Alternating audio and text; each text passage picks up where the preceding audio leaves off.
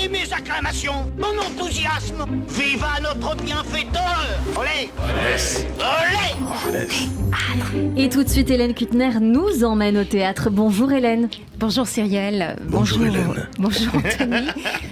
Anthony, s'il vous plaît, laissez-moi faire ma chronique, sinon Oui. ça va être difficile. Bonjour et bonjour à tous. Alors, il est toujours très difficile d'évoquer un spectacle qu'on aime devant un as du one-man show qui a fait du spectacle un art de vivre au quotidien. Un art de vivre qui place la joie, le bonheur, l'espoir comme autant de carburants présents en chacun de nous et que nous devons réactiver pour mieux vivre ensemble.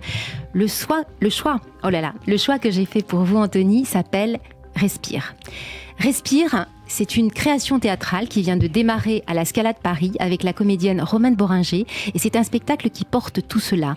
L'espoir, la rage de vivre, le bouillonnement d'un cœur qui palpite devant l'existence d'un enfant qui vient de naître, exprimé par la mère de cet enfant, atteint pour l'instant de difficultés respiratoires. Alors, est-ce que c'est un texte autobiographique ?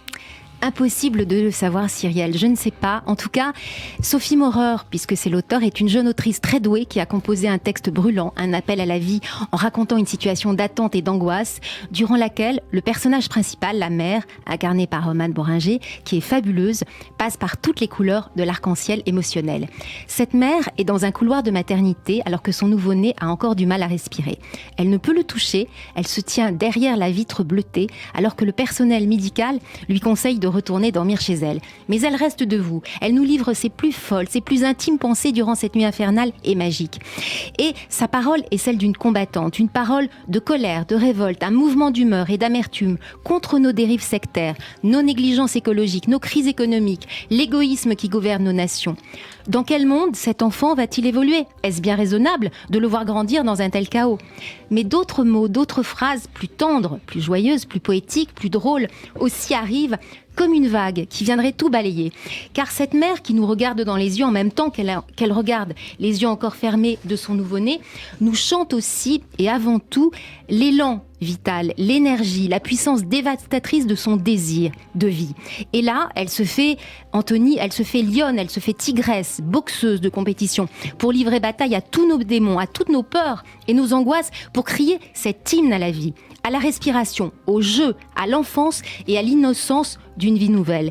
Et on rit et on pleure avec elle. Et pour accompagner Romane Boringer, il y a aussi sur scène un musicien qui rythme en douceur cette histoire un peu particulière. Oui, Cyrielle, et c'est une formidable idée.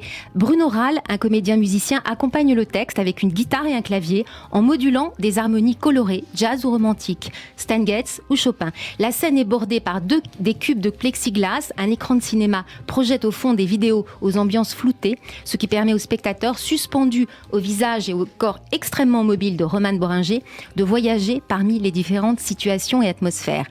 La metteur en scène Panchika Vélez, dont on a pu admirer une création saisissante au Festival d'Avignon cet été qui s'appelait Éphémère, s'initie un spectacle haletant, un thriller émotionnel porté par une comédienne d'exception dont on ressort les yeux mouillés d'émotion et le cœur palpitant. Mon Et Dieu, merci beaucoup, j'espère qu'ils vont Hélène vous engager Kuttner. pour être leur attaché de presse.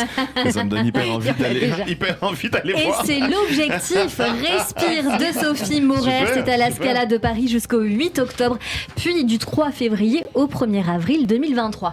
On ira ensemble. Romane Boringer bien vient d'appeler, évidemment. le virement devrait passer avant 18h. Eh ben écoutez, oui, il va falloir la payer. Allez, merci beaucoup Hélène Kuttner. Tout de suite, c'est la chronique émotion de Jérôme Goulon.